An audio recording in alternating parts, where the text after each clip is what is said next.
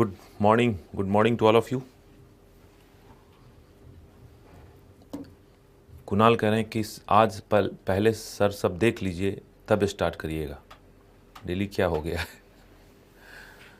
कुणाल, इसलिए मैं 10-15 मिनट पहले पहुंचकर और सब कुछ का जायज़ा लिया, जितनी तकनीक मुझे आती है उसके हिसाब से।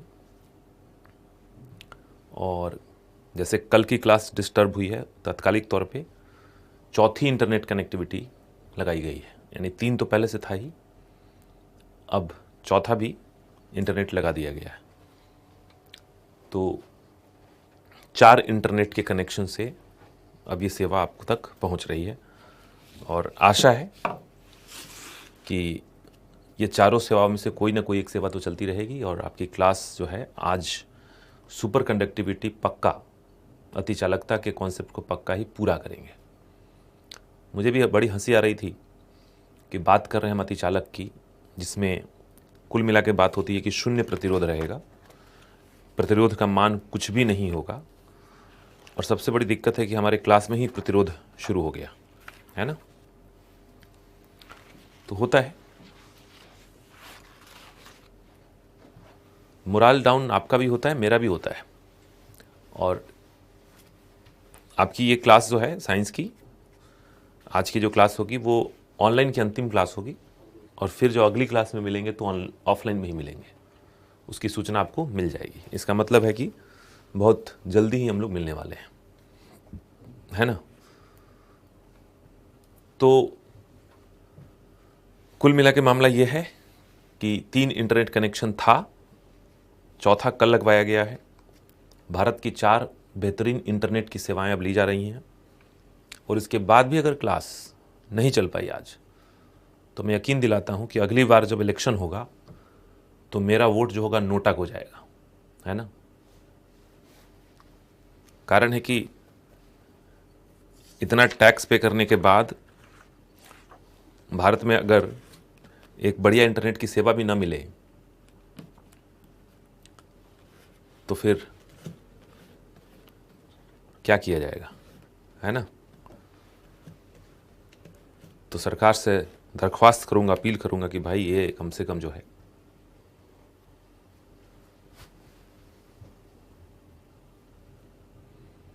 चलिए। अच्छा, जो भी वीडियो नहीं है वो अपलोड हो जाएंगे, डोंट वरी, मैं आज बोल दूंगा क्लास के तुरंत बाद। तो कहानी वहीं से शुरू होगी जहां से हमने 2 दिन पहले छोड़ा था। अब यहीं पे लटके पड़े हैं, शायद ये टॉपिक ही ऐसा है कि शून्य प्रतिरोध, और फिर जो है हमारे क्लास में प्रतिरोध आ जाती है। तो पहली बात तो शून्य प्रतिरोध की हमने समझ रखी थी।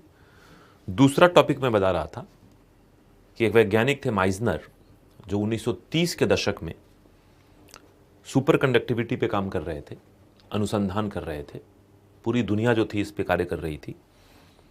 उन्होंने अपने आप से एक सवाल पूछा और ये पूछा कि एक अतिचालक शून्य प्रतिरोध प्रदर्शित करता है, यानी कि किसी पदार्थ को उसके अतिचालकता के क्रांतिक तापमान के नीचे पहुंचा दें तो वो अतिचालक बन जाता है।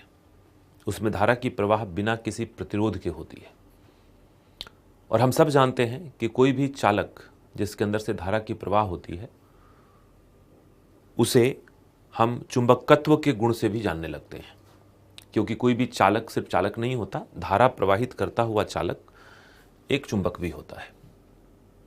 ठीक है, तो फिर अतिचालक कैसा चुंबक बनता होगा। तो इन्होंने इस बात की खोज कर ली कि अतिचालक जो है वो अति शक्तिशाली चुंबक है, एक्सट्रीमली पावरफुल मैग्नेट। इतना शक्तिशाली चुंबक है एक अतिचालक, इतना शक्तिशाली चुंबक है कि वो किसी दूसरे चुंबक के चुंबकीय क्षेत्र को, चुंबकीय रेखाओं को, चुंबकीय बल को अपने अंदर प्रवेश नहीं करने देता है।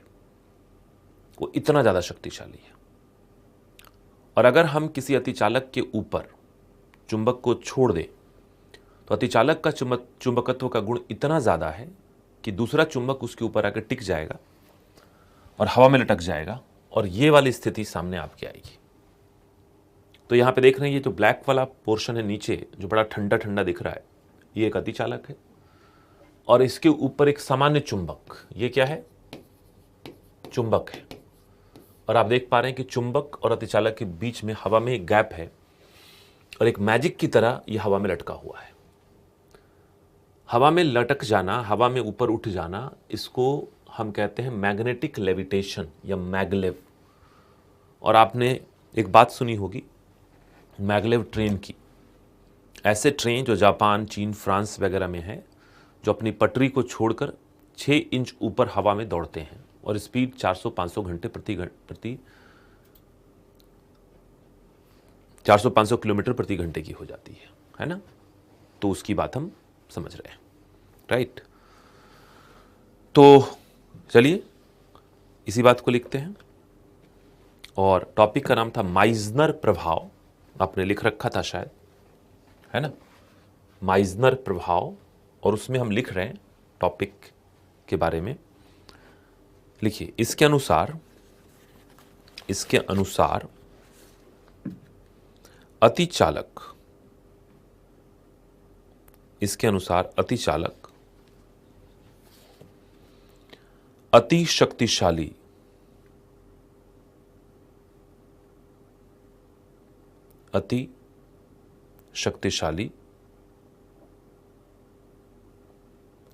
चुंबक की तरह भी व्यवहार करता है।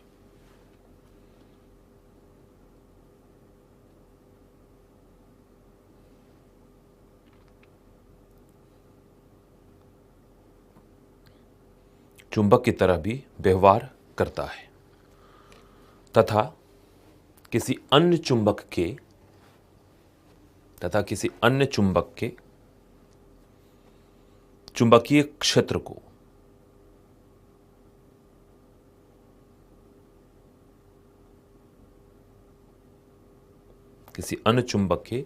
चुंबकीय क्षेत्र को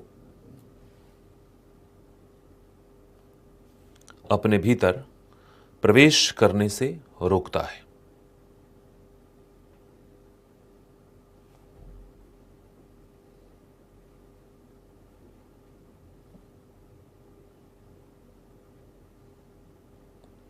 प्रवेश करने से रोकता है, राइट। ठीक है, क्लियर है। फिर लिखिए पैराग्राफ चेंज करके, अगर किसी अतिचालक पर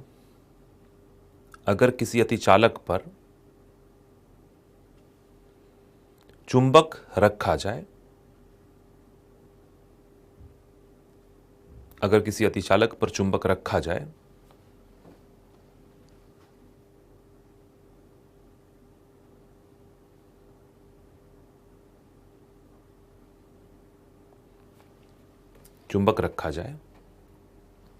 तो माइजनर प्रभाव के कारण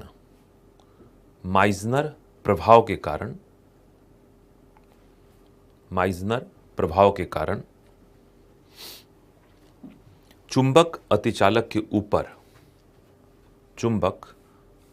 के ऊपर तैरने लगता है।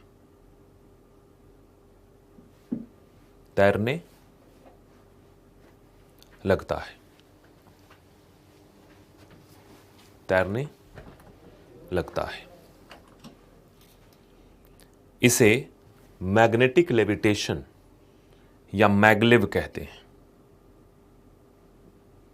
मैग्नेटिक लेविटेशन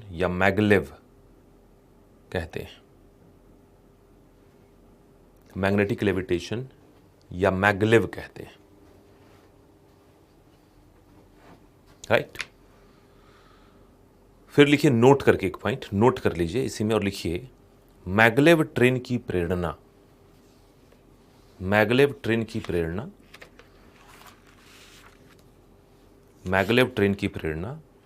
इसी से मिलती है। मैगलेव ट्रेन की प्रेरणा इसी से मिलती है। क्लियर है? ठीक है, तो मैगलेव ट्रेन की प्रेरणा इसी से आपको मिलेगी।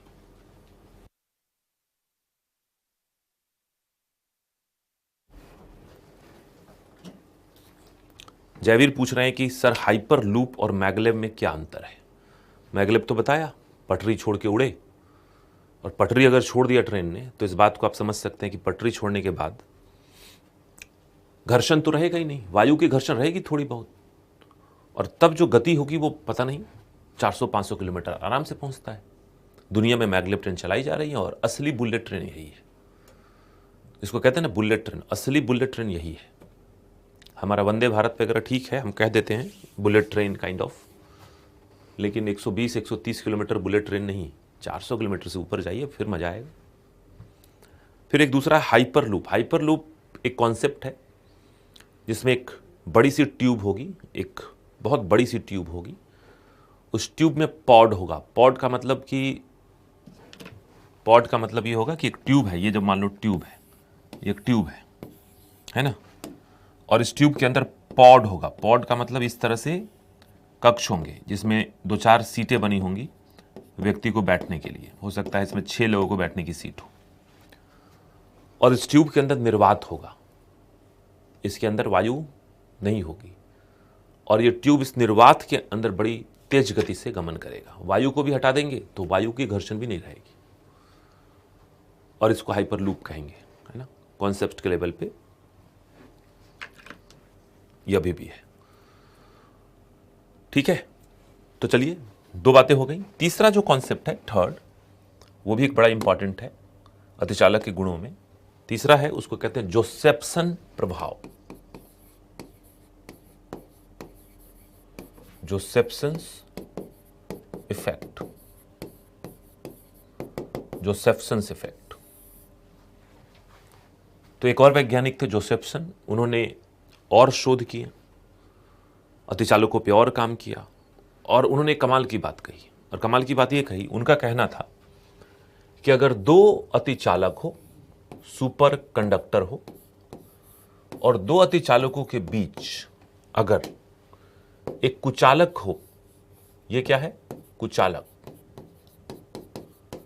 तब भी धारा की प्रवाह, तब भी, ध्यान से सुनिएगा, तब भी धारा की प्रवाह, इलेक्ट्रिक करंट की प्रवाह इसमें होगी। नॉर्मली ऐसा होता है कि अगर 2 सुचालक के बीच में एक कुचालक लगा दें तो धारा की प्रवाह बाधित होती है, लेकिन यहां ऐसा नहीं। यहां पे कहा गया कि अगर 2 अतिचालक हो और उसके बीच एक कुचालक परत हो, तब भी धारा की प्रवाह सतत रूप से चलती रहेगी, है ना। तो ये बात जोसेफ्सन प्रभाव है। इसी को ये देखो डायग्राम की हेल्प से बताया गया है कि एक सुपर कंडक्टर है S1, दूसरा सुपर कंडक्टर है S2, बीच में इंसुलेटर लगा हुआ है। हमने इसको पोटेंशियल डिफरेंस यानी बैटरी से जोड़ रखा है, पॉजिटिव नेगेटिव चार्ज है, और जैसे ही हम स्विच ऑन करेंगे तो अमीटर दिखाएगा कि इसमें धारा की प्रवाह हो रही है। यही बात है। तो लिखें आप, इस प्रभाव के अनुसार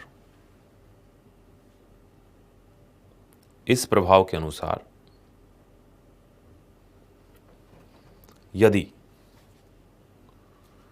2 अतिचालकों के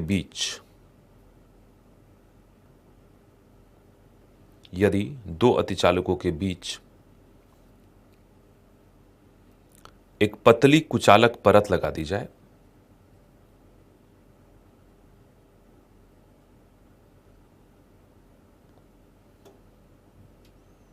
एक पतली कुचालक परत लगा दी जाए,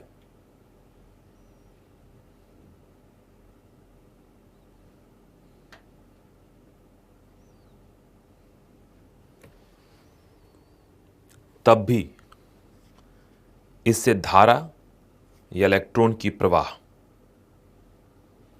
तब भी इससे धारा या इलेक्ट्रॉन की प्रवाह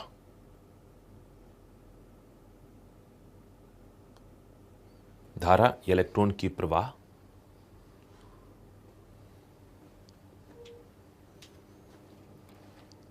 हो सकती है या होती है। धारा इलेक्ट्रॉन की प्रवाह होता है, राइट। पैराग्राफ चेंज करके लिखिए, इस सिद्धांत के आधार पर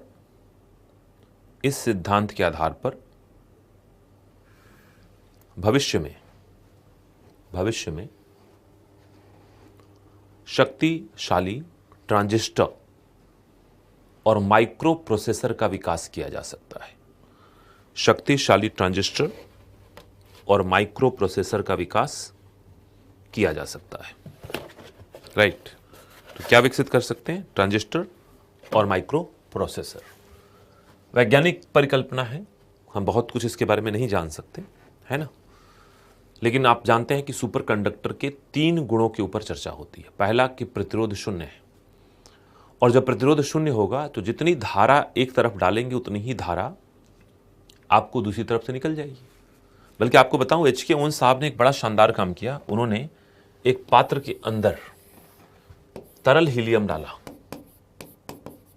जिसका तापमान था 4.2 केल्विन, और उस पात्र के अंदर जो तरल हीलियम से भरा हुआ था, ये तरल हीलियम से भरा हुआ है, उसके अंदर उन्होंने एक लूप बनाई। किसकी?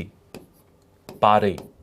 तो पारा का लूप समझते हैं, वलय, और उसमें धारा की प्रवाह कर दी, और धारा की प्रवाह सतत बनी रही। धारा उतना ही बहता रहा, 1 साल बाद भी धारा उतना ही घूमता रहा। राइट। 1 साल बाद भी धारा उतना ही घूमता रहा।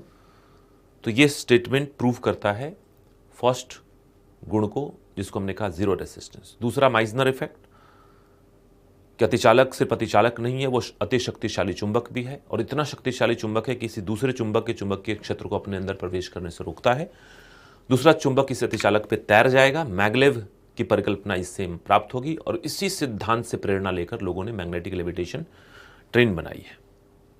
और तीसरा जोसेफ्सन प्रभाव, इसमें कहा गया कि यदि 2 अतिचालकों के बीच एक पतली कुचालक परत लगा दी जाए तब भी इससे धारा या इलेक्ट्रॉन प्रवाहित होगा, और इस आधार पर भविष्य में हम शक्तिशाली ट्रांजिस्टर और माइक्रो प्रोसेसर का विकास कर सकते हैं। ट्रांजिस्टर और माइक्रो प्रोसेसर, है ना, जिससे हमारी कंप्यूटिंग सिस्टम चलती है।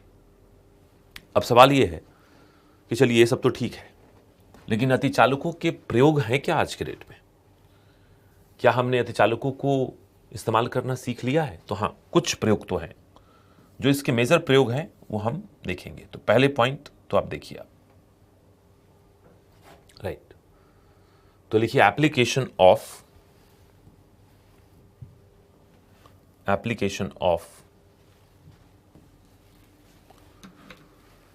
सुपर कंडक्टर, और उसमें लिखेंगे particle accelerator, generators. Normal generator नहीं, वो विशिष्ट जनरेटर है ना। ये जनरेटर हमारे, ये अनुसंधान है, नया अनुसंधान है। ट्रांसपोर्टेशन में कौन सा हो गया? Maglev train. पावर ट्रांसमिशन, ये भी अनुसंधान है कि एक ऐसा समय आएगा कि हम इससे करेंगे। इलेक्ट्रिक मोटर, ये भी अनुसंधान है। मिलिट्री में क्या एप्लीकेशन करते हैं वो सीक्रेट है, पता नहीं है। कंप्यूटिंग में फ्यूचर पॉसिबिलिटी है, भविष्य में। अभी बताया कि हम जोसेफ्सन प्रभाव का इस्तेमाल कर सकते हैं। मेडिकल में बहुत इंपॉर्टेंट है आपका एमआरआई मशीन, और ये स्क्विड जो है, जिसको बी फील्ड डिटेक्शन कहते हैं, ये भी मेडिकल ही है। तो स्क्विड जो लिखा है ये भी मेडिकल का ही है। तो आप पाएंगे हाँ, ये इस्तेमाल होता है, ये इस्तेमाल है, ये वैज्ञानिक प्रयोग है ना। तो वैज्ञानिक प्रयोग ये है हमारे पास। तो पहले तो आप इन सभी बातों को लिख लीजिए, जिसमें अनुसंधान लिखा है उसी आधार पे आपको सब कुछ लिखनी है।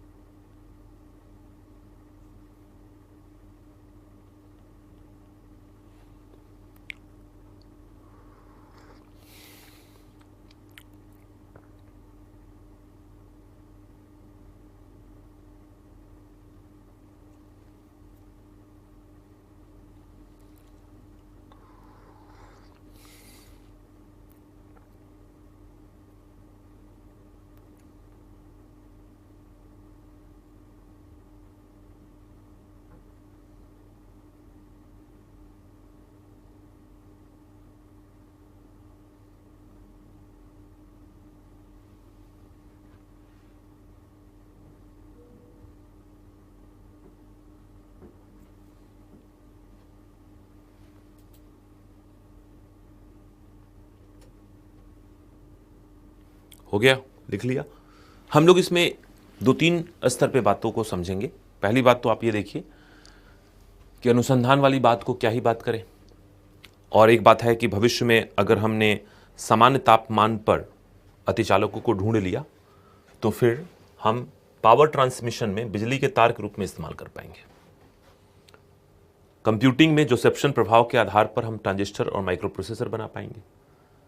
पार्टिकल एक्सेलेरेटर का इस्तेमाल हम नाभिकीय संयंत्रों में करते हैं, इसके बारे में भी हम चर्चा करेंगे जब हम पढ़ेंगे नाभिकीय संयंत्र के बारे में। कुल मिला के बात करने लायक चीजें यहीं पे है, मेडिकल एप्लीकेशन, है ना। तो लिख सकते हैं, एक टॉपिक इसी के नीचे लिखेंगे। आपने अतिचालक के उपयोग तो लिखे ही है ना, और उसमें लिखिए एमआरआई मशीन के बारे में बात करेंगे। तो एमआरआई मशीन आप सबने देखी है, नहीं देखी तो कोई बात नहीं, मैं दिखा देता हूं आपको। तो ये एमआरआई मशीन है। इस एमआरआई मशीन के अंदर हम किसी व्यक्ति को अंदर प्रवेश कराते हैं, और ये जो बड़ा सा एक राउंड स्ट्रक्चर देख रहे हैं ना, इसके अंदर अतिचालक है। अभी आपने पढ़ा था कि अतिचालक सिर्फ अतिचालक नहीं होता, अतिचालक अत्यंत शक्तिशाली चुंबक भी होता है। और जब किसी मानव को अति शक्तिशाली चुंबकीय क्षेत्र में रखते हैं तो यह चुंबकीय बल का मानव के शरीर पर कुछ प्रभाव पड़ता है। इस प्रभाव को हम महसूस नहीं कर पाएंगे, लेकिन यह प्रभाव है बड़ी काम की। यानी हमें ऐसा कुछ महसूस नहीं होगा कि हम चुंबक के प्रभाव में पड़े हुए हैं, लेकिन जैसे ही किसी व्यक्ति को अति शक्तिशाली चुंबकीय प्रभाव में रखा जाता है, जो एमआरआई मशीन पैदा करती है, तो मानव के शरीर में जो पानी के अणु हैं, जो H2O मॉलिक्यूल है, वो एनर्जी लेना शुरू कर देता है, वो ऊर्जा की प्राप्ति शुरू करता है। इस पूरे क्षेत्र में एनर्जी ले लेता है, और लेने के बाद फिर एनर्जी वापस भेजता है। तो एक तो एनर्जी लिया, लेकिन लेके रख तो नहीं लेगा, और जब एनर्जी वापस भेजेगा शरीर के अंदर के पानी के अणु, तो उस ऊर्जा के मान को हम पढ़ लेंगे, और फिर हम ये प्राप्त कर लेंगे कि किस अंग से कितनी ऊर्जा पानी के द्वारा छोड़ी गई। अब हम सब जानते हैं कि हमारे शरीर में 70% तो पानी ही है, और यह भी जानते हैं कि 70% पानी है, और साथ ही साथ ये भी पता है कि अलग अलग ऊतकों में, अलग अलग अंगों में जल की मात्रा अलग अलग है। जल की मात्रा में थोड़ी बहुत भी अगर अंतर होगी तो उससे परावर्तित होने वाली ऊर्जा का मान भी जो होगा वो अलग अलग होगा। और फिर बड़े सफाई से, बिना हम काटे पीटे, शरीर के आंतरिक अंगों की, एक एक ऊतकों की हम जानकारी प्राप्त कर लेते हैं। जैसे मान लीजिए मानव मस्तिष्क है, और मस्तिष्क में तो 90% पानी है। मस्तिष्क की संरचना में पानी 90% है, और उसी में ट्यूमर हो गया किसी को। ट्यूमर का मतलब कैंसर की ग्रोथ, और वह कारण ही कोशिका है। तो मस्तिष्क वाले सामान्य हिस्से में 90% पानी, लेकिन ट्यूमर में पानी की मात्रा कम होगी। अब मानव मस्तिष्क के ऊपर जब चुंबकीय प्रभाव में ऊर्जा देंगे तो मस्तिष्क का जो सामान्य भाग है, स्वस्थ भाग है, जिसमें 90% पानी है, वो अधिक ऊर्जा लेगा और अधिक ऊर्जा देगा। लेकिन जो ट्यूमर है उसमें जल की मात्रा कम है, वो कम ऊर्जा लेगा और कम ऊर्जा देगा। और सेंसर्स जो लगे हैं चारों तरफ, उस कम ऊर्जा और अधिक ऊर्जा वाले मान को एकदम बखूबी माप लेंगे, और मापने के बाद चित्र में बदल देंगे और कहेंगे कि देखो पूरा मस्तिष्क ये है, लेकिन ट्यूमर यहां है। ट्यूमर की आकृति, साइज, सब कुछ पता चल जाएगा, राइट। और एमआरआई के साथ सबसे अच्छी बात क्या है कि एमआरआई में आज तक किसी भी शोध में यह पता नहीं चला कि एमआरआई का हमारे बॉडी पे कोई नुकसान भी है। WHO मानती है कि एमआरआई नुकसान से रहित है, इसका प्रयोग करने में कोई तकलीफ नहीं है। एक्सरे से बढ़िया रिजल्ट देता है। एक्सरे के साथ दो दिक्कतें हैं। एक्सरे में तो एक आप जानते ही हैं कि एक्सरे आयनाइजेशन पोटेंशियल है, आयनाइजेशन रेडिएशन है, इससे नुकसान होने के थोड़े खतरे हैं, और एक्सरे से उतनी अच्छी तस्वीरें निकल के नहीं आती। लेकिन एमआरआई से शानदार चीज निकल के आती है, और कुप्रभाव भी नहीं है। एमआरआई मशीन की जो परिकल्पना है, अगर मैं बात करूं एमआरआई मशीन की, एमआरआई, तो एमआरआई का फुल फॉर्म है magnetic resonance imaging, magnetic resonance imaging, MRI. लेकिन इसका जो सिद्धांत है,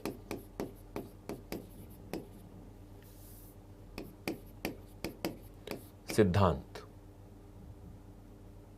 राइट, वो है NMR, nuclear magnetic resonance, nuclear magnetic resonance.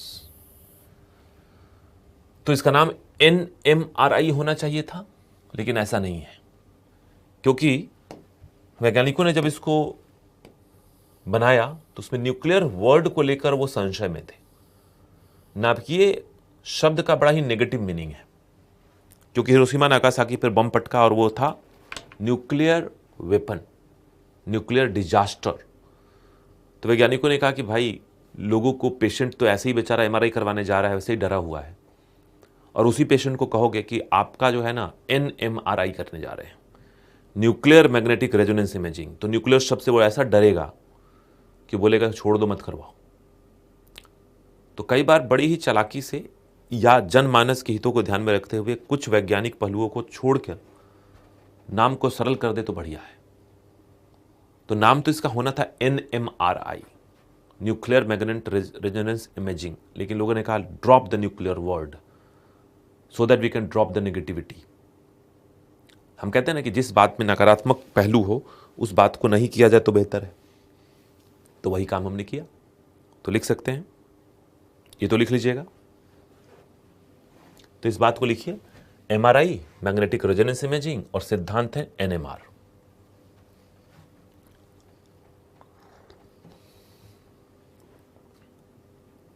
सिद्धांत है एनएमआर।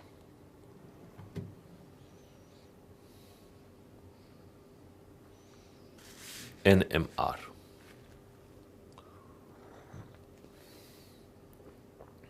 और लिखें, एमआरआई क्रिया के दौरान, एमआरआई क्रिया के दौरान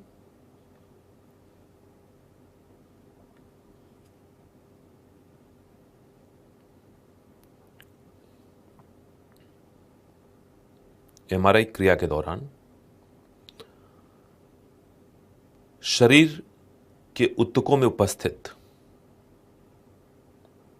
शरीर के ऊतकों में उपस्थित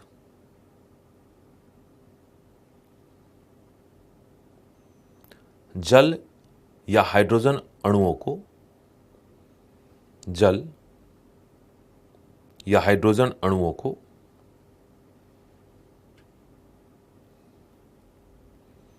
अति शक्तिशाली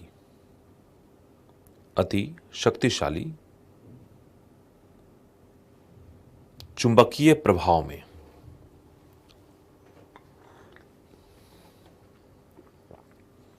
अति शक्तिशाली चुंबकीय प्रभाव में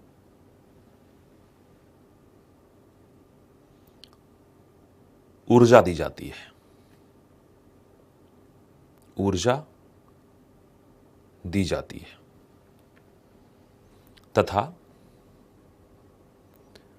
इन अणुओं से परावर्तित ऊर्जा को, इन अणुओं से परावर्तित ऊर्जा को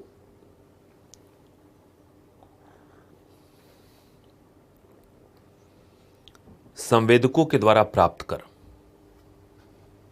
संवेदकों के द्वारा प्राप्त कर शरीर के अंगों और ऊतकों की, शरीर के अंगों और ऊतकों की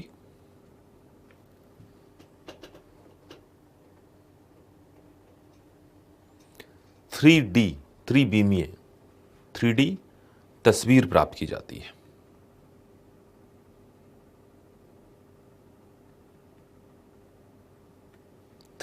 तस्वीर प्राप्त की जाती है। राइट, क्लियर है? कंप्यूटर पे मिलेगा और बाद में फिल्म के रूप में मिल जाएगा। पैराग्राफ चेंज करके लिखिए, एमआरआई में एमआरआई में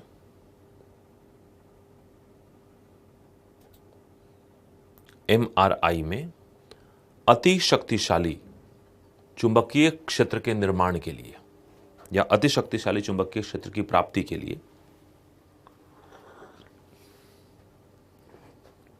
अति शक्तिशाली चुंबकीय क्षेत्र की प्राप्ति के लिए अतिचालकों का प्रयोग किया जाता है। अतिचालकों का प्रयोग किया जाता है। अतिचालकों का प्रयोग किया जाता है। राइट, इतनी बात ध्यान रखिएगा। फिर आपको याद होगा मेडिकल एप्लीकेशन एक और है जिसका नाम है स्क्विड। चूंकि मेडिकल है तो हम पढ़ लेंगे थोड़ा। SQUID, SQUID, इसका फुल फॉर्म है super conducting quantum interference device. Super conducting quantum interference device, ये इसका नाम है, स्क्विड, है ना। Super conducting quantum interference device, squid. चिकित्सा के क्षेत्र में काम आता है और इसकी कहानी यह है कि ये जो यंत्र है ये भी मानव के शरीर के आंतरिक चीज़ों के बारे में हमें बताता है, लेकिन ये उल्टे तरीके से काम करता है, यानी कि एमआरआई से थोड़ा उल्टा है। क्या है एमआरआई से उल्टा? तो आप बात समझिए कि एमआरआई में हमने मानव के शरीर को अति शक्तिशाली चुंबकीय प्रभाव में रखा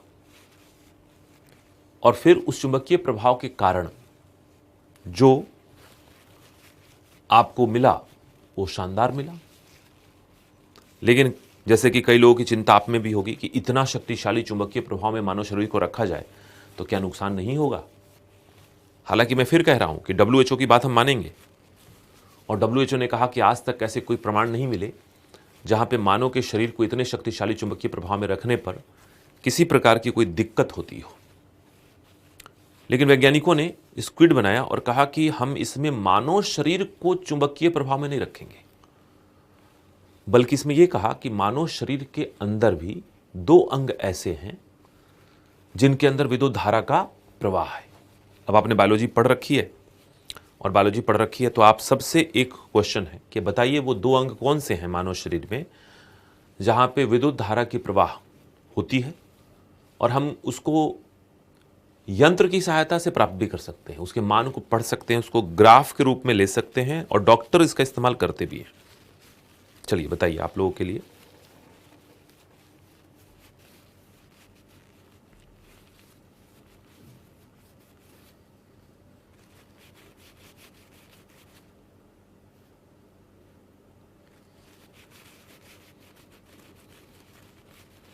एक क्वेश्चन मैंने दिया,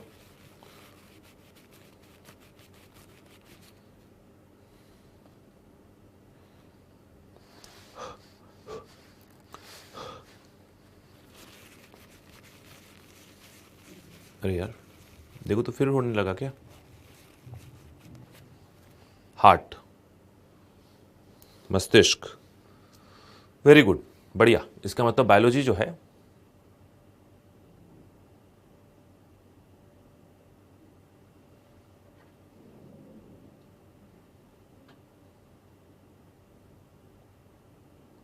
nerve cell, very good very good. तो आपने जवाब यही दिया। आपने पढ़ा था हार्ट में एसए नोड था, एसए नोड से विद्युत धारा प्रवाहित होती है जिसके चलते हृदय की धड़कनें होती हैं और फिर न्यूरॉन्स में, नर्व सेल में विद्युत धारा की प्रवाह से ही संकेत जाते हैं और मस्तिष्क तो सबसे बड़ा नर्वस टिश्यू का एरिया है और हृदय के विद्युत धारा के मान को पढ़ने के लिए हम ईसीजी का प्रयोग करते हैं, इलेक्ट्रोकार्डियोग्राम, आपको पता ही है। और सिमिलरली अगर हम मस्तिष्क के इलेक्ट्रिकल एक्टिविटी को पढ़ने की कोशिश करें तो उसके लिए ईईजी, इलेक्ट्रोइंसेफेलोग्राम का इस्तेमाल करते हैं। राइट, इलेक्ट्रोइंसेफेलोग्राम का प्रयोग करते हैं, राइट। तो इस बात को ध्यान में रखना है कि हार्ट और ब्रेन दो ऐसी चीजें हैं जिसके अंदर विद्युत धारा का मान है। और अभी आपने फिजिक्स में भी पढ़ा कि जहां भी धारा की प्रवाह होगी वहां चुंबकीय गुण भी आएंगे। तो इसका मतलब है कि हमारे शरीर में हृदय और मस्तिष्क में क्षीण धारा है। क्षीण यानी कि अत्यंत अल्प मात्रा में विद्युत धारा है। तो अत्यंत अल्प मात्रा में चुंबकीय क्षेत्र भी बनता होगा, चुंबक के गुण भी आते होंगे। अब ऐसा मत सोचिएगा कि हृदय के अंदर ऐसा चुंबक का गुण आ गया कि किसी को भी खींच लिया अपने पास। वो चुंबकत्व नहीं है, वो कुछ और है ना, हल्का चुंबकीय गुण। और स्क्विड क्या करता है? स्क्विड कहता है कि हम मानव के शरीर के अंगों के द्वारा यानी हृदय और मस्तिष्क के द्वारा पैदा किए गए चुंबकीय बल को और उसके मान को पढ़ लेंगे। हम चुंबकीय प्रभाव में डालेंगे नहीं, बल्कि हम शरीर के द्वारा पैदा किए गए चुंबकीय प्रभाव को पढ़कर और आंतरिक अंगों की जानकारी लेंगे। यानी स्क्विड जो है वो अल्ट्रा सेंसिटिव सेंसर है, अति संवेदनशील सेंसर है, जो मानव मस्तिष्क और हृदय के द्वारा पैदा किए गए चुंबकीय प्रभाव को पढ़कर और बता देता है कि इसमें गड़बड़ी कहां है, राइट। तो लिखिए, यह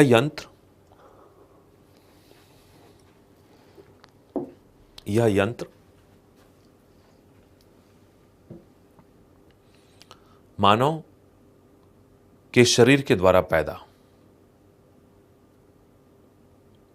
यह यंत्र मानव के शरीर के द्वारा पैदा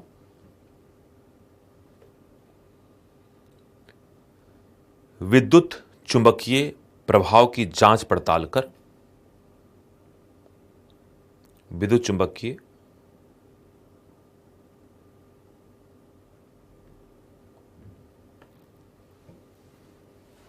प्रभाव की जांच पड़ताल कर आंतरिक अंगों की तस्वीरें एवं जानकारी दे सकता है। आंतरिक अंगों की तस्वीरें एवं जानकारी दे सकता है। इस यंत्र का प्रयोग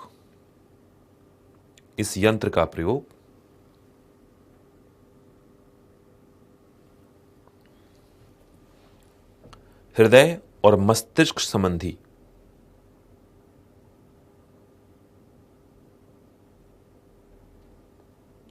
इस यंत्र का प्रयोग हृदय और मस्तिष्क संबंधी जांच के लिए किया जाता है। जांच के लिए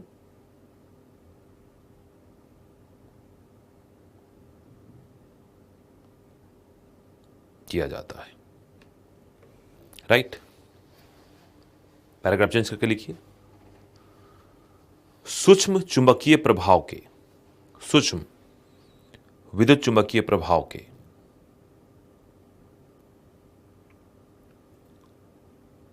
सूक्ष्म विद्युत चुंबकीय प्रभाव के अध्ययन एवं विश्लेषण के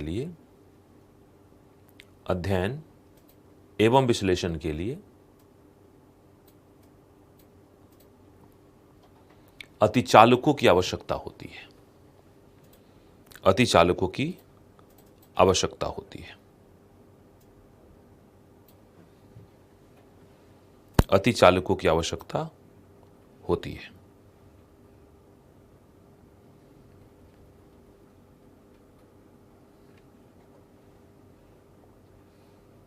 ठीक है, कोई तकलीफ?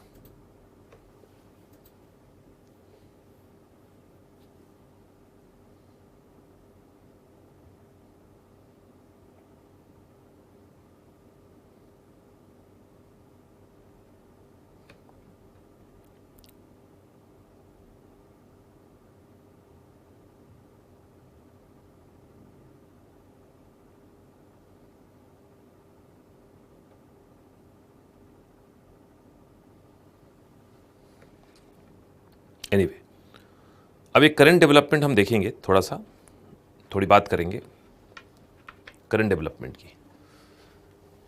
और हमने देख लिया अतिचालक क्या क्या कर सकता है, इस बात को हमने समझा, लेकिन एक बात जो हमें हमेशा प्रेरित करती है और वो ये है कि क्या हम अतिचालकों को सामान्य तापमान पर प्राप्त कर सकते हैं क्या? क्योंकि अगर हम ये सपने देखते हैं कि कल हो के बिजली की तार जो होंगी वो सामान्य सुचालक नहीं होंगी, अतिचालक होंगी, और लंबी दूरी तक धारा भेजने के लिए हम अतिचालक तार का इस्तेमाल करेंगे जो बिना ऊर्जा के क्षय के ऊर्जा को एक से दूसरे स्थान तक पहुंचा देगा, तो सोचिए कितनी बड़ी ऊर्जा क्रांति होगी, है ना? कितनी बड़ी ऊर्जा क्रांति होगी। लेकिन उसमें एक और बात है कि यह तब तक संभव नहीं होगा जब तक हम अतिचालक को सामान्य अवस्था पे प्राप्त न कर लें। और इसी संदर्भ में पिछले साल एक खबर आई कि साउथ कोरियन साइंटिस्ट के ग्रुप ने LK99 नामक एक सुपरकंडक्टर की खोज की जो सामान्य रूम तापमान पर भी अतिचालकता को प्रदर्शित करता है। राइट? तो लिखिए, करंट डेवलपमेंट है और वो है सामान्य तापमान पर अतिचालकता, है ना? और वो LK99 उसका नाम रखा गया है, LK99, है ना? तो करंट डेवलपमेंट है। और लिखें आप,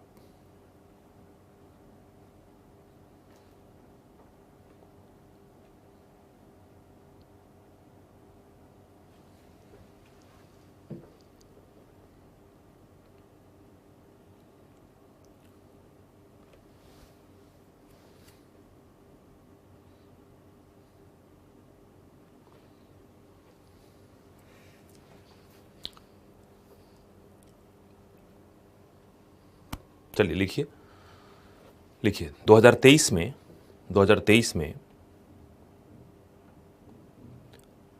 दक्षिण कोरिया के वैज्ञानिकों ने दक्षिण कोरिया के वैज्ञानिकों ने LK99 नामक पदार्थ की खोज की है। पदार्थ की खोज की है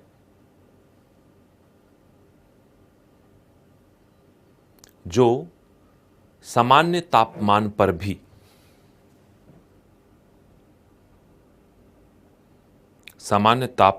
भी अतिचालकता के गुण को प्रदर्शित करता है।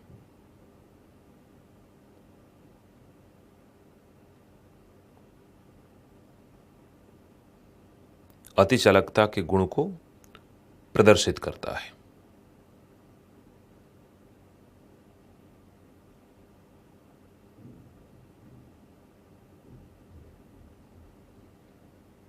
राइट? और लिखें LK99, नेक्स्ट पॉइंट, LK99 की प्राप्ति एपाटाइट, मैं लिख रहा हूं जो देखिए ध्यान से, एपाटाइट नामक मिनरल से की गई है। मिनरल मतलब लवण से की गई है जो पृथ्वी पे मिलता है। एपेटाइट नामक लवण से की गई है।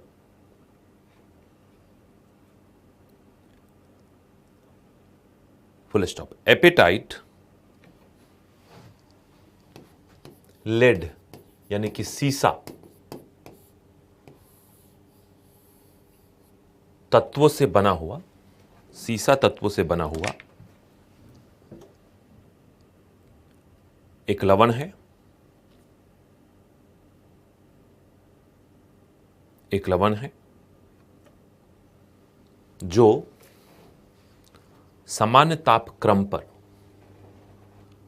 अतिचालकता के गुण को प्रदर्शित करता है। सामान्य तापक्रम पर अतिचालकता के गुण को प्रदर्शित करता है। कोई दिक्कत तो नहीं है? तो ये एक करंट डेवलपमेंट है, ध्यान रखिएगा। Apatite, lead, LK99, room temperature पर अतिचालकता, साउथ कोरिया साइंटिस्ट। कीवर्ड्स याद रख लीजिए, बात खत्म हो गई, है ना। अब आइए दूसरे पहलू पे चलते हैं, और जो नेक्स्ट टॉपिक हमारा है वो है लेजर। थोड़े तकनीक की बात कर लीजिए, तो आज लेजर नाम के इस टॉपिक को पढ़ेंगे। लेजर शब्द से आप सभी वाकिफ हैं। तो सबसे पहली बात कि लेजर जो है वो प्रकाश का एक रूप है, लेकिन प्रकाश का एक रूप है, प्रकाश का एक स्वरूप है, और इसकी फुल फॉर्म भी है जो लोग याद करते हैं, रटते हैं, लेकिन कोई फायदा तो है नहीं। फुल फॉर्म लिख भी दूं तो आप समझ में नहीं आएगा आपको, लेकिन फिर भी हम लिख देते हैं, चलिए आप क्यों कहेंगे। तो लेजर का फुल फॉर्म है light amplification by stimulated emission of radiation।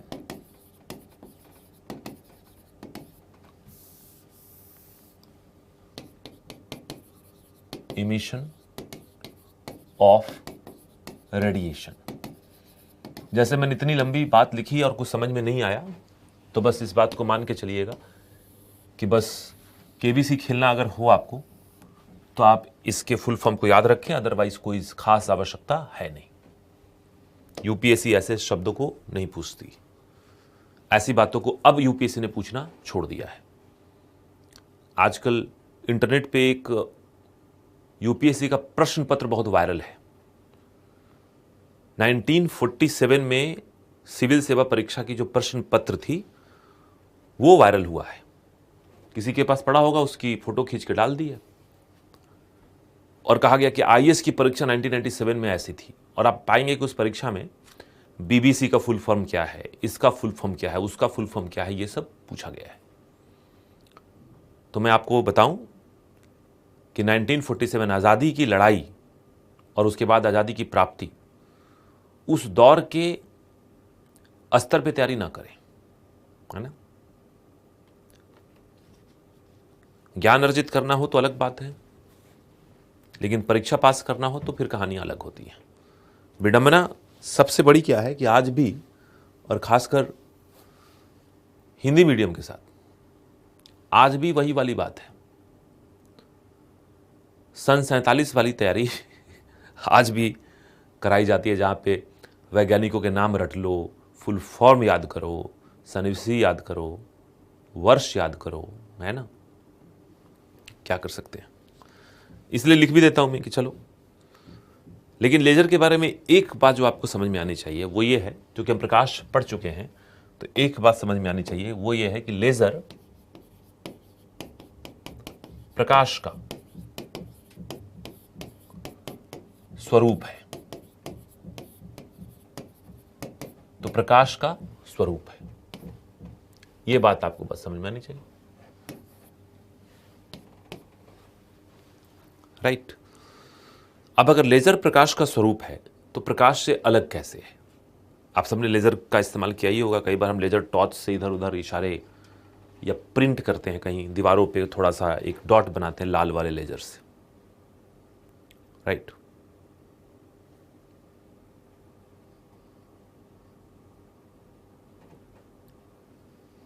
ठीक है, तो देखिए लेजर की पूरी कहानी जो होगी,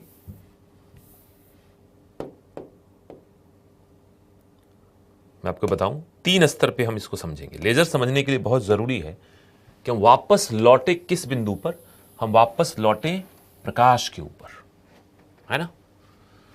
तो देखिए हमने इस बोर्ड को 3 भागों में बांटा है। एक भाग में हम सामान्य प्रकाश की बात करेंगे, दूसरे प्रकाश भाग में हम किसी और चीज की बात करेंगे। आपको समझ में आ जाएगा कि हम किसकी बात कर रहे हैं। तो यहां पे हम सामान्य प्रकाश की बात करेंगे।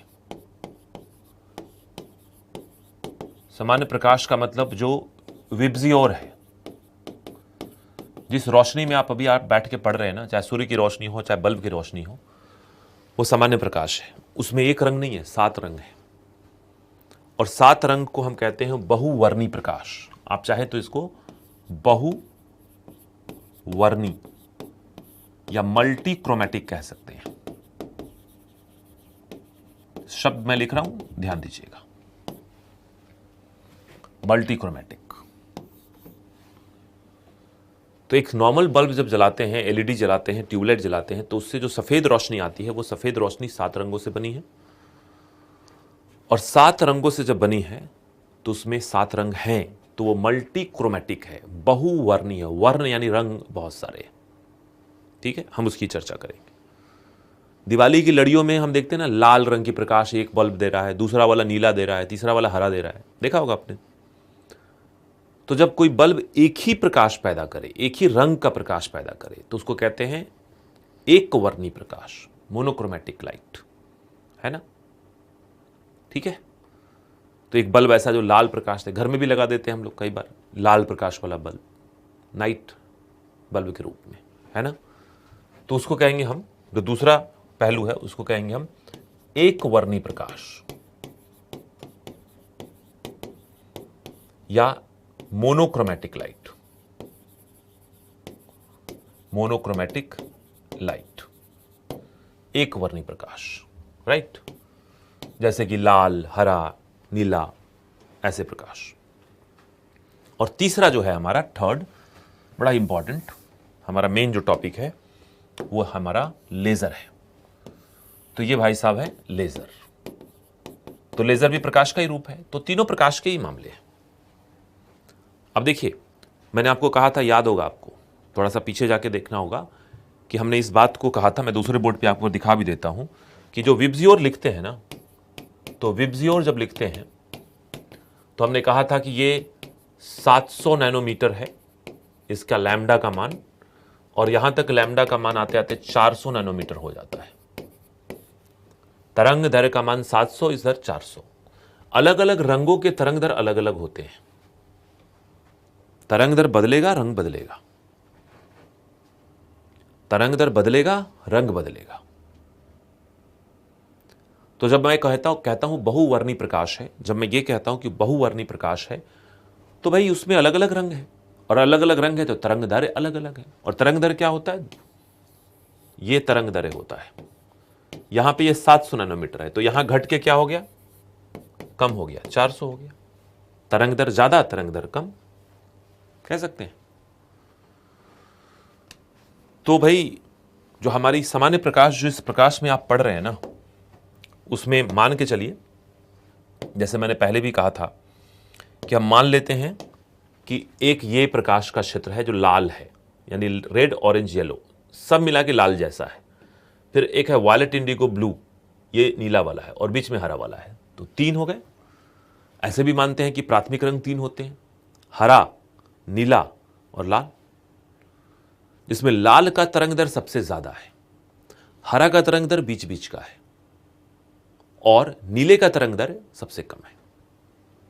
तो ये जो आपके बल्ब से प्रकाश आपके कॉपी पर गिर रही है या आपके चेहरे पे गिर रही है, प्रकाश की किरणें जो आ रही हैं, उसमें 3 प्रकाश के रंग तो बिल्कुल हैं। 3 प्राइमरी कलर्स, 3 प्राथमिक रंग, हरा, नीला और लाल।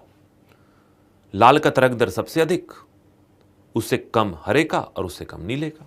तो देखिए, मैं यहां पे बनाता हूं, और इस बोर्ड की खास बात है कि मैं रंगों को दिखा भी सकता हूं। तो जैसे जो प्रकाश आप तक पहुंच रही है, उसमें ये जो है, ये लाल वाला है, देखिए। और आपको देख के लग रहा होगा कि मैंने तरंग दैर्घ्य थोड़ा सा ज्यादा बनाया है, लाल प्रकाश। इसी के साथ हरा वाला, तो मैंने कहा हरा थोड़ा सा कम होगा, हरे का तरंग दैर्घ्य बीच बीच का होगा, तो हरे का तरंग दैर्घ्य ये रहा, बीच बीच का, देख रहे हैं, कम है। और मैंने कहा कि नीले का तरंग दैर्घ्य और कम होगा, तो लो भाई नीला, और नीले का तरंग दैर्घ्य देख रहे हैं और कम है। क्लियर है? तो क्या ये ऐसे चलते हैं? नहीं, एक एक तो आ नहीं रहा होगा, बहुत सारे आ रहे हैं। तो इसी में क्या है ना, एक और लाल है, ये देखिए लाल है। इसी में क्या है, बहुत सारे हरे वाले हैं, तो हरे वाले भी बहुत सारे हैं।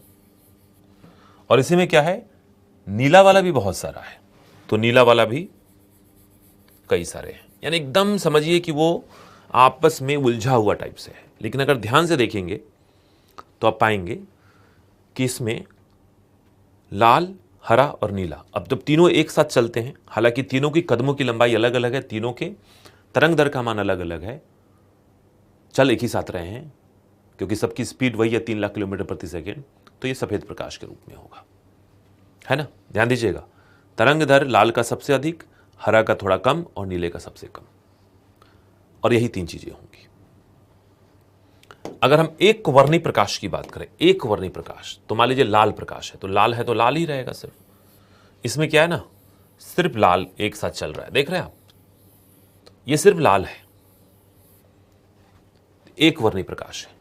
क्लियर है, सबकी तरंग दर एक है, सभी किरणें एक तरंग दर के साथ चल रही है, लेकिन एक साथ नहीं चल रही। तरंग दर एक है लेकिन एक साथ चल नहीं रही। लेजर में क्या होता है, लेजर में सबसे पहली बात, लेजर एक वर्णी होता है। अगर लाल लेजर है तो लाल ही होगा, और उसमें सभी तरंगे एक साथ चलती हैं। देखिए अंतर समझिए आप, अंतर समझिए, कुछ अंतर समझ में आ रहा है, कम से कम देखने में तो लग रहा है बढ़िया। इसमें और इसमें अंतर क्या है कि इसमें सबके तरंग दर एक ही थे, लेकिन कदम उठा के कदम रखने का जो समय अंतराल था सबका अलग अलग था। लेकिन इसमें क्या है, सबके तरंग दर एक हैं और लहरें एक साथ उठती हैं, एक साथ गिरती हैं। और अगर ऐसा कुछ हो गया तो फिर ये लेजर है। फिलहाल आप इसको एक बार बनाइए, है ना, और बनाने के बाद फिर मैं इसके ऊपर एक डिस्कशन करूंगा जिससे वो बात एकदम से आपके जहन में समा जाए। और थोड़ा सा सोचते हुए बनाइएगा।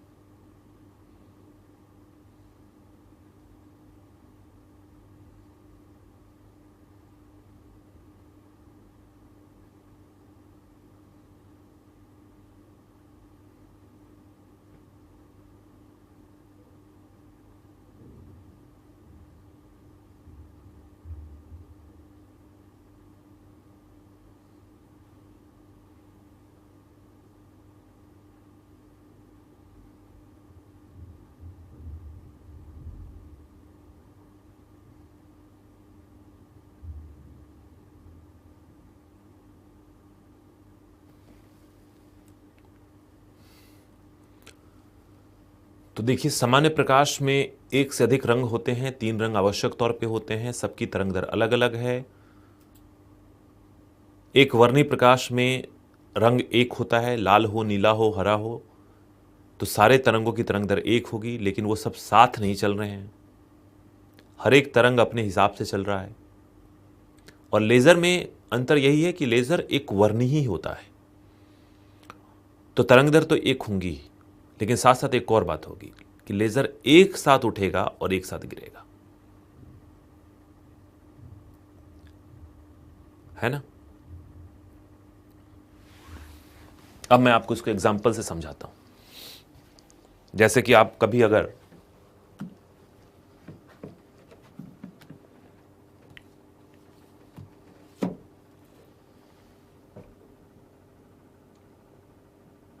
राइट, अगर कभी आप किसी बाजार में जाएं तो बाजार में देखेंगे छोटा बच्चा भी है, बहुत छोटा बच्चा,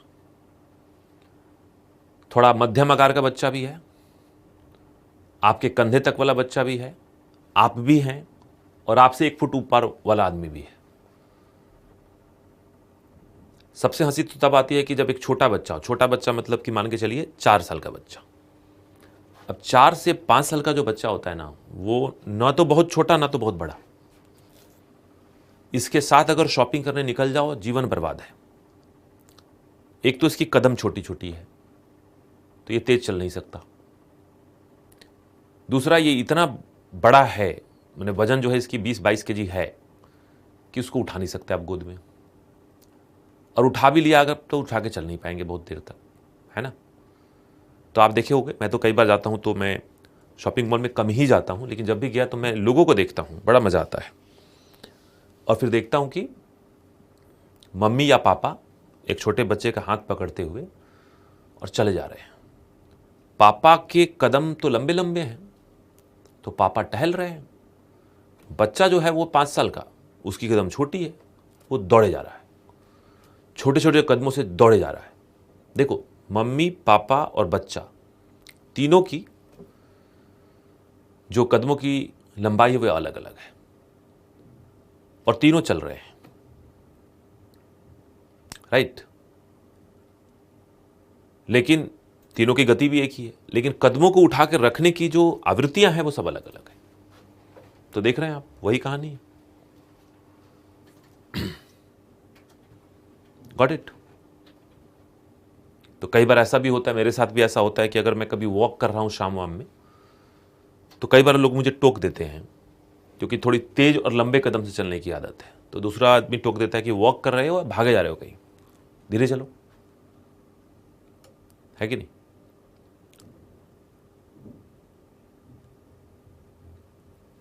ठीक है। आप सब में से कई लोगों ने 15 अगस्त का परेड या 26 जनवरी के परेड देखे होंगे। जब परेड में पूरी बटालियन चलती है, जब पूरा ग्रुप चलता है, तो देखते हैं उनके कदम एक साथ उठते हैं, एक साथ गिरते हैं। और जब भी आपने एनसीसी की परेड किए या फिर जब भी हमने अच्छे स्तर पर परेड किए, उसमें आप बहुत लंबे और बहुत छोटे व्यक्ति को नहीं रखते। ध्यान दीजिएगा इस बात को कि परेड में पूरी जब एक टुकड़ी चलती है, तो आप पाएंगे कि सभी सैनिकों की लंबाई बराबर है, सबकी कदम बराबर है, एक साथ कदम उठाते हैं, एक साथ कदम रखते हैं। क्या शानदार लगता है। तो परेड के समय ही तो ये काम करेंगे, राइट। लेकिन मान लीजिए परेड नहीं चल रहा और हमने सैनिकों को कहा कि अभी आराम से रहिए, तो सैनिक चलेंगे समान कदमों की लंबाई से, लेकिन अलग अलग समय पे कदम उठाएंगे, अलग अलग समय पे कदम रखेंगे। मान लीजिए एक सैनिक टुकड़ी है, 26 जनवरी को परेड करने वाली है, लेकिन वो टुकड़ी एक दिन बाजार में चली गई, तो बाजार में वो सैनिक चल रहे हैं, अपने हिसाब से चल रहे हैं। सबकी कदमों की लंबाई सेम है, क्योंकि सबकी लंबाई बराबर रखी है हमने, लेकिन अलग अलग समय पे कदम उठा के अलग अलग समय पे लोग कदम रखते हैं, तो वो एक वर्णी प्रकाश। लेकिन अगर वो सभी सैनिक एक साथ कदम ताल करने लगे, जिसको कदम ताल कहते हैं, तो क्या शानदार आवाज आती है, क्या जूते की खटक आती है, और क्या शानदार लगता है। आप सबने कहीं ना कहीं जरूर पढ़ा होगा बचपन में कि जब भी कोई सैनिक टुकड़ी कदम ताल करते हुए चल रही हो, तो जब एक बार पैर पटकते हैं सब के सब, एक बार पैर पटकते हैं सब के सब, तो बड़ी जोरदार आवाज आती है और धरती तक थर्रा जाती है। क्योंकि जब एक बार सब पैर पटकेंगे तो उसमें ऊर्जा का मान क्या होगा, बढ़ जाएगा। लेकिन वही 500 सैनिक अगर अलग अलग समय पे पैर पटके, तो ना तो धरती थर्राएगी, ना उतनी कड़क आवाज आएगी, क्योंकि ऊर्जा का मान अब बिखर गया।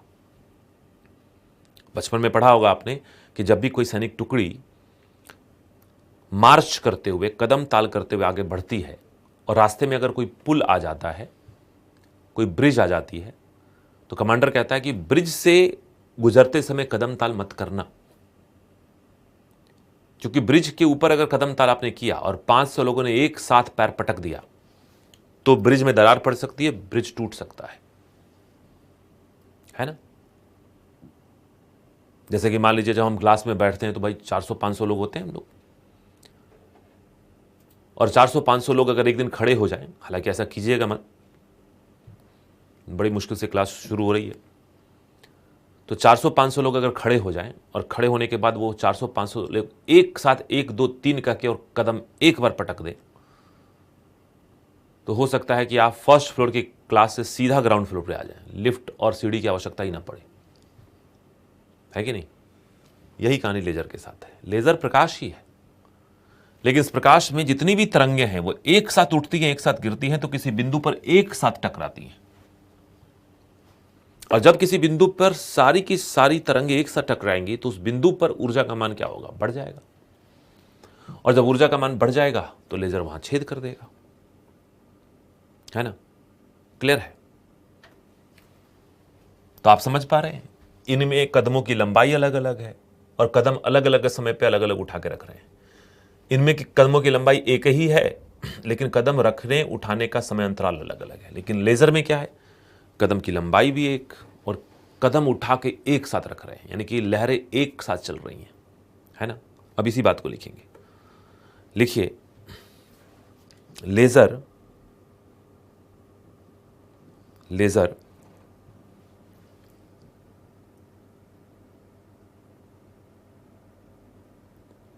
लेजर प्रकाश का स्वरूप है, प्रकाश का स्वरूप है जिसके 3 प्रमुख गुण हैं, जिसके 3 प्रमुख गुण हैं।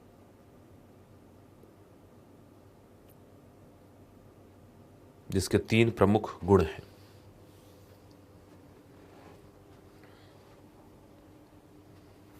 जिसके 3 प्रमुख गुण हैं। पहला, फर्स्ट,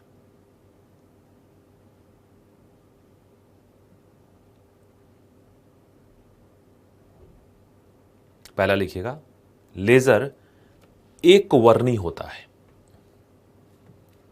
लेजर एक वर्णी होता है।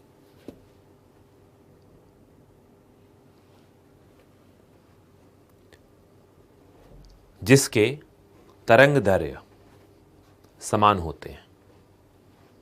जिसके तरंग दैर्घ्य समान होते हैं। एक वर्णी मतलब समान तरंग दैर्घ्य, एक रंग एक तरंग दैर्घ्य, जिसके तरंग दैर्घ्य समान होते हैं, है ना। पहला पॉइंट। दूसरा लिखिएगा, लेजर कला संबद्ध होता है। कला संबद्ध, है ना। कैसे लिखेंगे, कला संबद्ध होता है। इंग्लिश में कहते हैं कोहेरेंट होता है। कोहेरेंट होता है। लेजर कला संबद्ध या कोहेरेंट होता है, जिसकी सभी तरंगे लेजर कला संबद्ध या कोहेरेंट होता है,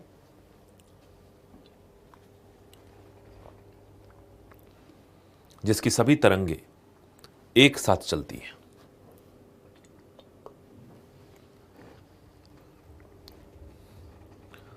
जिसकी सभी तरंगे एक साथ चलती हैं।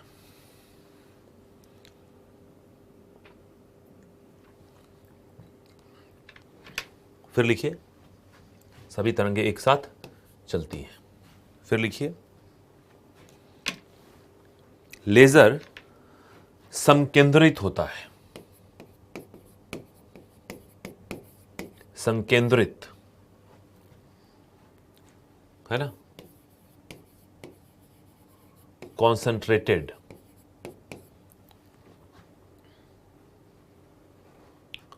यानी कि एक साथ एकदम गुथा हुआ लेजर संकेंद्रित होता है या बिना फैले लंबी दूरी तय कर सकता है, बिना फैले लंबी दूरी तय कर सकता है ना। यही चीज इसको लेजर बनाता है। तो लेजर के 3 गुण, एक वर्णी, तरंग दर सेम होगी, इसलिए लेजर या तो लाल होगा, नहीं तो हरा होगा, नहीं तो नीला होगा। दूसरी बात जो बहुत इंपॉर्टेंट है, कला संबंध, सभी तरंगे एक साथ चलती है, एक साथ उठती हैं, एक साथ गिरती हैं, है कि नहीं। तरंगे अलग अलग समय पे चलेंगी तो अलग अलग समय अंतराल पे टकराएंगी, अलग अलग बिंदु पे टकराएंगी, तो ऊर्जा का मान नहीं बढ़ेगा। लेजर एक छोटी सी बिंदु पे बनता है और लेजर संकेंद्रित होता है, बंडल्ड अप होता है, एकदम गुथा हुआ होता है। जब वो आगे बढ़ता है तो उसमें फैलाव बहुत कम होता है। टॉर्च से रोशनी फेंको तो टॉर्च की रोशनी फैलती है, हमारे बल्ब की रोशनी फैलती है, लेकिन लेजर के छोटे टॉर्च कई बार आप खेलने के लिए इस्तेमाल करते हैं, अगर उससे रोशनी फेंका जाए तो बस एक छोटी सी बिंदु बनाती है। और लेजर के ये 2 गुण जो है ना, कला संबद्धता और समकेंद्रित होना, इसी के कारण किसी बिंदु पर जब लेजर पड़ती है तो उसके ऊपर ऊर्जा का मान बढ़ जाता है, क्योंकि सारी तरंगे बिना फैले उसी बिंदु पर आके गिरती हैं। कई बार हम ऐसा करते हैं कि किसी एक छोटे बिंदु पर हम प्रकाश के तरंगों को मोड़ देते हैं और आप पाते हैं कि वो छोटा बिंदु जिसमें प्रकाश के तरंगों को मोड़ा है वो जलने लगता है। लेकिन उसके लिए आपको कॉन्वेक्स लेंस यानी कि आपको पावर वाली ग्लास का इस्तेमाल करना होगा। आप बताइए, आप में से कितने लोगों ने पावर वाली ग्लास का इस्तेमाल करके प्रकाश की किरणों को एक छोटे से बिंदु पर केंद्रित किया है और उसके बाद उसे पेपर प्लास्टिक वगैरह जलाए हैं आपने?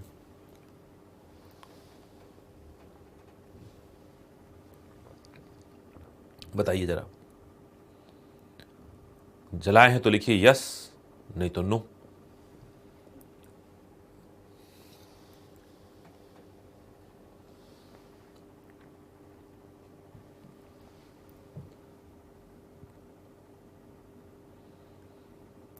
पता है, सबने किया होगा, कभी ना कभी सबने किया होगा। तो सोचिए, हम पावर वाले ग्लास से, अगर हम पावर वाली ग्लास या मैग्नीफाइंग ग्लास का इस्तेमाल करें या कॉन्वेक्स लेंस का इस्तेमाल करें तो सूर्य की रोशनी को भी केंद्रित कर देते हैं। लेजर अपनी उत्पत्ति से ही केंद्रित है। लेजर जब अपने यंत्र से बाहर निकलता है तभी ही वो केंद्रित है, उसको केंद्रित करने की आवश्यकता नहीं है।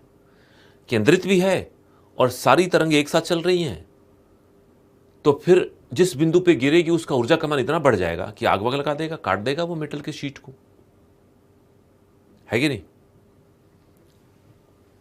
तो पैराग्राफ चेंज करके लिखिए, कला संबद्धता, कला संबद्धता और संकेंद्रित होने के कारण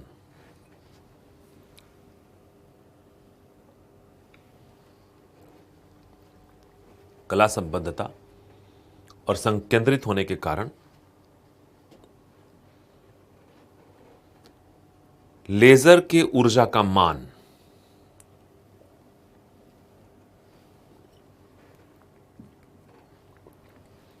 लेजर के ऊर्जा का मान सामान्य प्रकाश से काफी अधिक होता है। लेजर के ऊर्जा का मान सामान्य प्रकाश से काफी अधिक होता है ना। अब जितनी बात बताई उसको एक बार आप पढ़िए, रिलेट करने की कोशिश कीजिए, है ना। लेजर तो देखा ही है आपने, रिलेट कीजिए। 1 मिनट का समय मैं देता हूं आपको।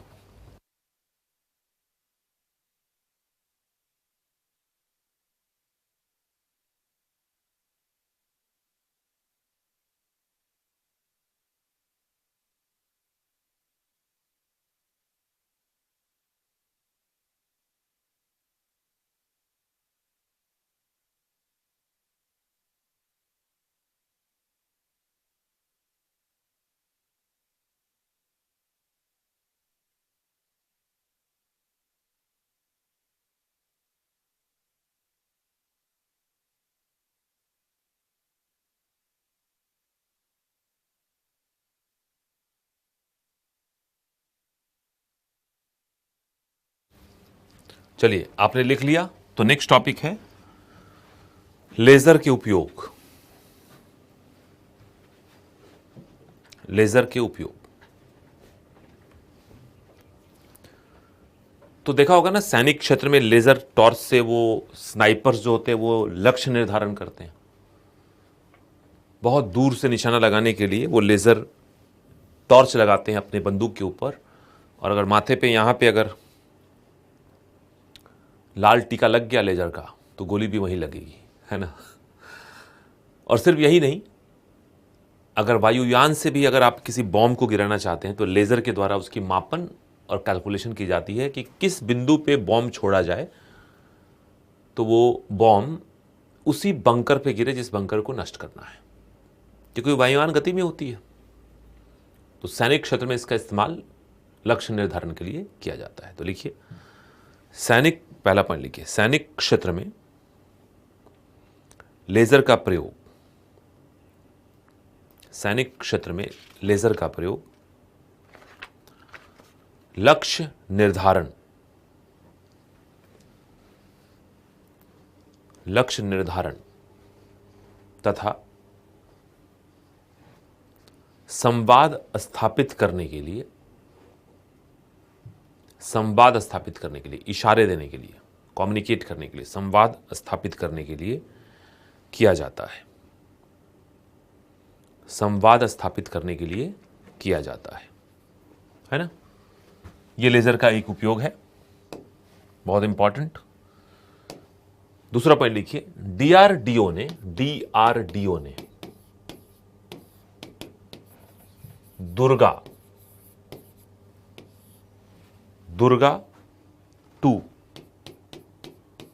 दुर्गा 2 नामक लेजर हथियार का विकास किया है। लेजर हथियार का विकास किया है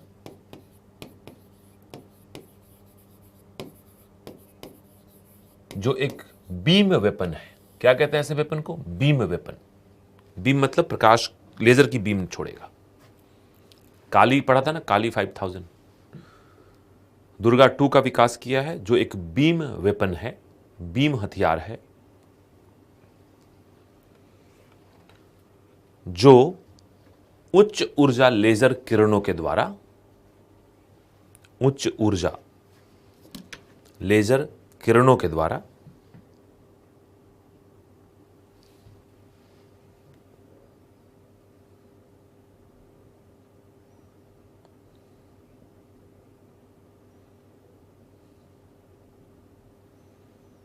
लक्ष्य को भेद सकता है।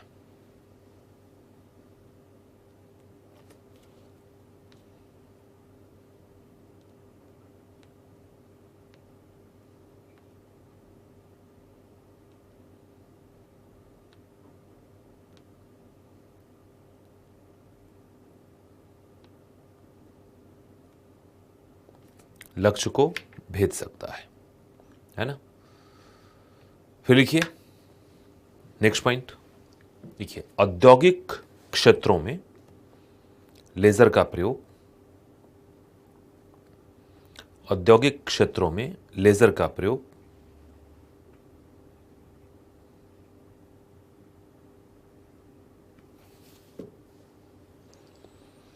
कागज, कपड़े, धातु, कागज, कपड़े, धातु आदि को काटने के लिए,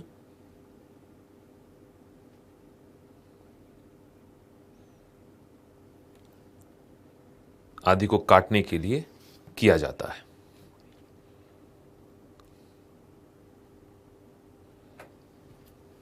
कागज, कपड़े, धातु आदि को काटने के लिए किया जाता है। राइट। फिर लिखिए, जानते हैं बड़ी सफाई से काटता है ये। एक और पॉइंट लिखिए, लेजर के द्वारा रासायनिक पदार्थों की जांच पड़ताल, लेजर के द्वारा रासायनिक पदार्थों की जांच पड़ताल की जाती है। तो लेजर स्पेक्ट्रोस्कोपी होता है जो हम अंतरिक्ष अनुसंधान वगैरह में करते हैं इस्तेमाल, और उससे हम कुछ रासायनिक पदार्थों का विश्लेषण करके पता कर सकते हैं कौन से रसायन हैं। हम जब स्पेस टेक पढ़ेंगे तो इसके बारे में हम जानकारी लेंगे, है ना।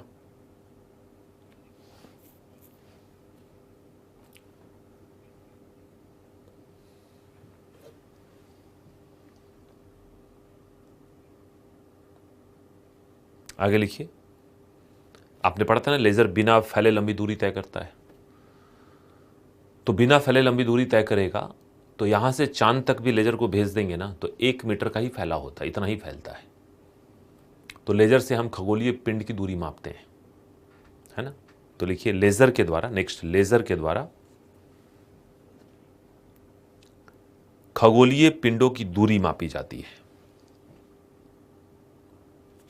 लेजर के द्वारा खगोलीय पिंडों की दूरी मापी जाती है।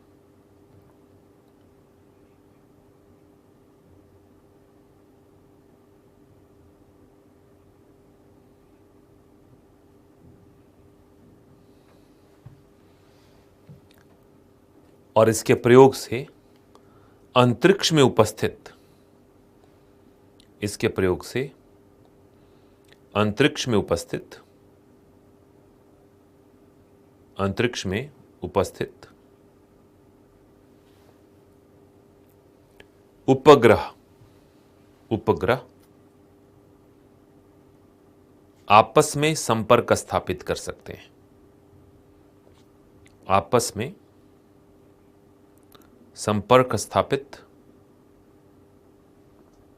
कर सकते हैं।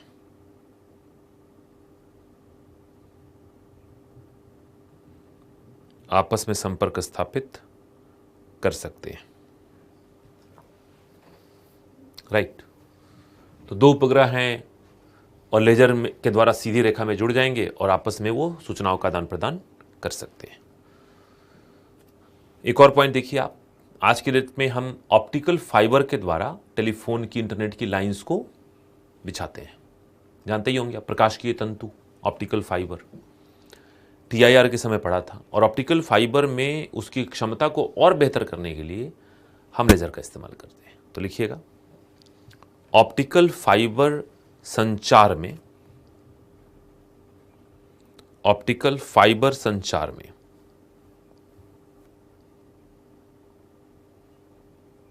ऑप्टिकल फाइबर संचार में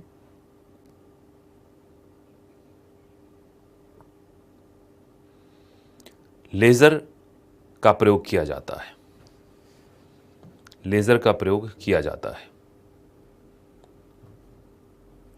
जिससे संचार क्षमता में वृद्धि होती है,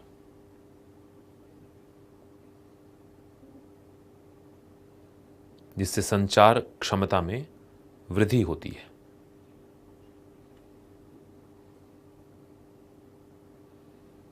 संचार क्षमता में वृद्धि होती है। तो ऑप्टिकल फाइबर में सामान्य प्रकाश से करेंगे तो थोड़ी कम, लेजर संकेंद्रित होता है तो एक साथ कई आवृत्तियों के लेजर का इस्तेमाल हम कर सकते हैं। आपके ऑफिस में या घर में कई बार प्रिंटर लगा होता है, उसका नाम ही होता है लेजर प्रिंटर। या आप देखेंगे मुखर्जी नगर या कहीं भी जहां पे शिक्षा का मामला है, कोचिंग का मामला है, वहां पे बड़े बड़े फोटोकॉपी मशीन होते हैं, फोटोकॉपियर्स बड़ी तेजी से फोटोकॉपी करते हैं और वो भी लेजर के ऊपर कार्य करते हैं।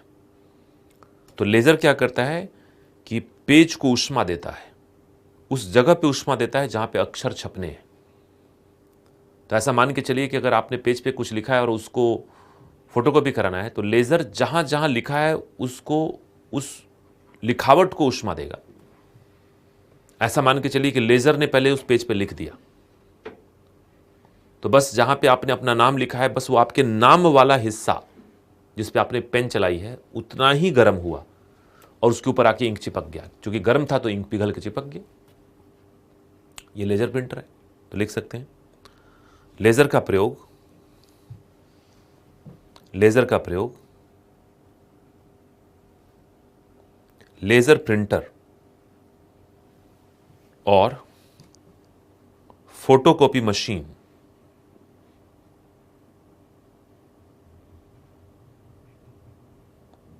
लेजर प्रिंटर और फोटोकॉपी मशीन में किया जाता है। फोटोकॉपी मशीन में किया जाता है।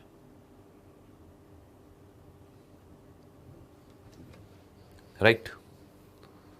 इसके अलावा लेजर का इस्तेमाल एक और जगह होता है, जो सीडी, डीवीडी, ब्लू रे डिस्क, जिसको हम ऑप्टिकल ड्राइव भी कहते हैं। आप सबने जीवन में सीडी, डीवीडी का इस्तेमाल किया होगा, अभी भी करते होंगे। तो सीडी पे जो चीज़ें लिखी गई हैं ना, जिसको हम मूवी के रूप में, गाने के रूप में सुन पाते हैं, देख पाते हैं, उसको लिखने में लेज़र किरणों का प्रयोग किया गया है। लेज़र की बड़ी महीन सी किरणें जो आंखों को दिखेंगी भी नहीं, वो उसके ऊपर एक ग्रुप बनाती है, ट्रैक बनाती हैं, ट्रैक रेखाएं खींचती हैं, और उसी रेखाओं के अंदर ये सूचनाएं अंकित होती हैं। उस रेखाओं में थोड़ा ऊपर नीचे बम्प्स होते हैं, जो 0 और 1 की बाइनरी कोड को बनाते हैं। तो लिख सकते हैं, लेजर का प्रयोग सीडी, डीवीडी और ब्लू रे डिस्क, सीडी, डीवीडी और ब्लू रे डिस्क, इन सबको एक साथ कहते हैं ऑप्टिकल डिस्क। लेजर का प्रयोग सीडी, डीवीडी और ब्लू रे डिस्क जैसे ऑप्टिकल ड्राइव में, ऑप्टिकल ड्राइव, कौन सा ड्राइव? जैसे CD drive, DVD drive, hard drive, वैसे ऑप्टिकल ड्राइव में किया जाता है। अब ध्यान दीजिएगा, ऑप्टिकल शब्द का प्रयोग क्यों हुआ है? क्योंकि यहां पे हम लेजर का इस्तेमाल करते हैं।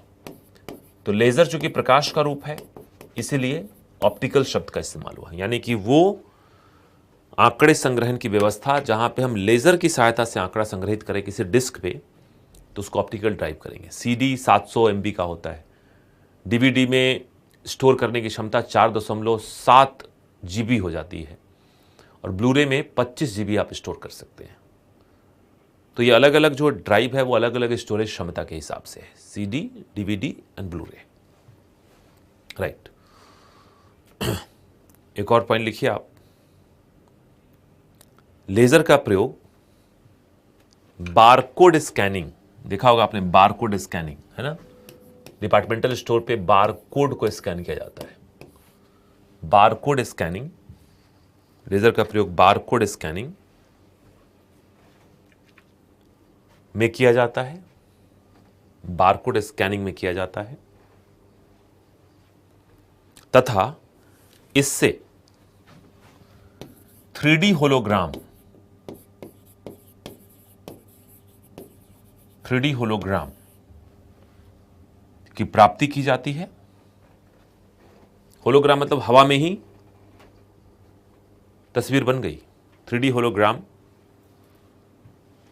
की प्राप्ति की जाती है और लेजर शो किया जाता है। लेजर शो, कई बार नाम सुना होगा आपने, लेजर शो किया जाता है ना? तो 3D होलोग्राम की प्राप्ति की जाती है और लेजर शो किया जाता है। लेजर से, प्रदर्शन से आप कुछ शो करते हैं। जैसे 3D होलोग्राम तो बड़ा ही शानदार दिखता है, अगर आपने कभी देखा हो किसी जगह पे, तो बहुत ही शानदार दिखता है। वो लगता है जैसे कि हवा में ही कोई प्रकट हो गया।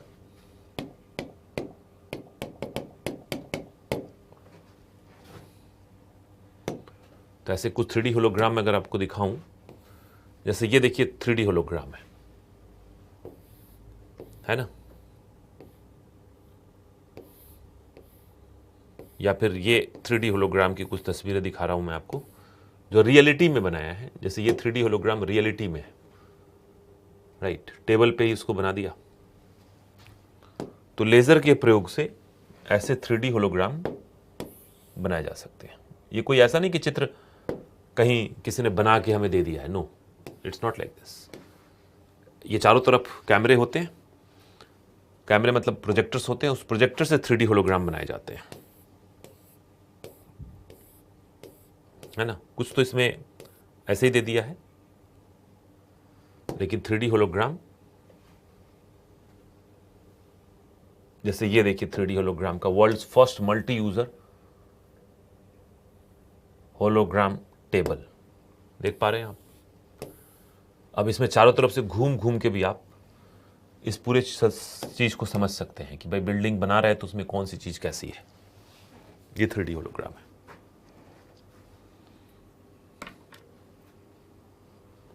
राइट। डॉक्टर भी लेजर का इस्तेमाल करते हैं। डॉक्टर जो लेजर का इस्तेमाल करते हैं वो है दांतों की सफाई और आंखों की सर्जरी। लेसिक सर्जरी होती है चश्मा उतारने की। तो लिखिए आप,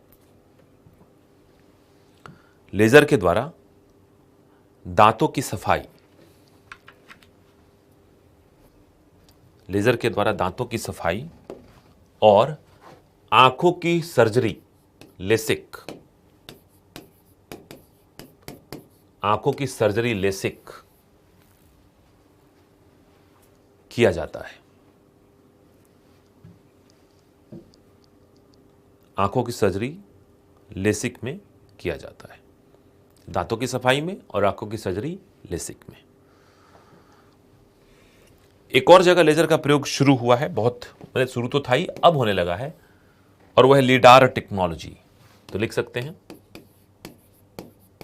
लेजर का प्रयोग, लिडार, लिडार का फुल फॉर्म है light detection and ranging,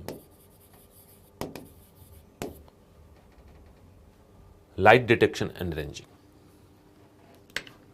laser का प्रयोग lidar, light detection and ranging तकनीक में किया जाता है।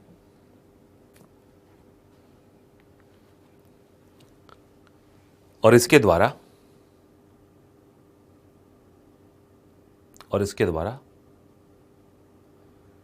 किसी सुदूर वस्तु की दूरी और जानकारी प्राप्त की जा सकती है। सुदूर वस्तु की दूरी और जानकारी प्राप्त की जा सकती है। लिडार आगे आएगा, लिडार टेक्नोलॉजी है ना। तो सुदूर वस्तु की दूरी और जानकारी प्राप्त की जा सकती है। तो ये लेजर के समान उपयोग हैं जिसके बारे में आप जानते हैं। बिल्कुल लेजर की तरह एक और चीज है, छोटा सा टॉपिक है मेसर।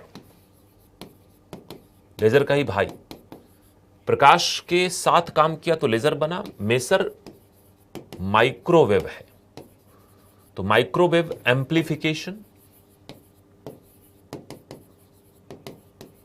ऑफ स्टिमुलेटेड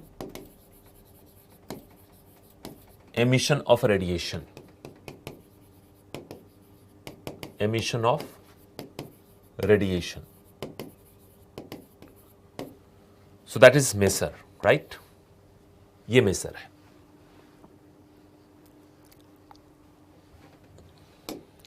तो मेसर जैसे लेजर प्रकाश का रूप था, वैसे ही जो है ये माइक्रोवेव का, लिखिएगा मेसर माइक्रोवेव का संकेंद्रित कला संबद्ध, माइक्रोवेव का संकेंद्रित कला संबद्ध और उच्च ऊर्जा स्वरूप है। उच्च ऊर्जा स्वरूप है। मैं फिर से बोलता हूं, मेसर माइक्रोवेव का संकेंद्रित कला संबद्ध और उच्च ऊर्जा स्वरूप है, जिसका प्रयोग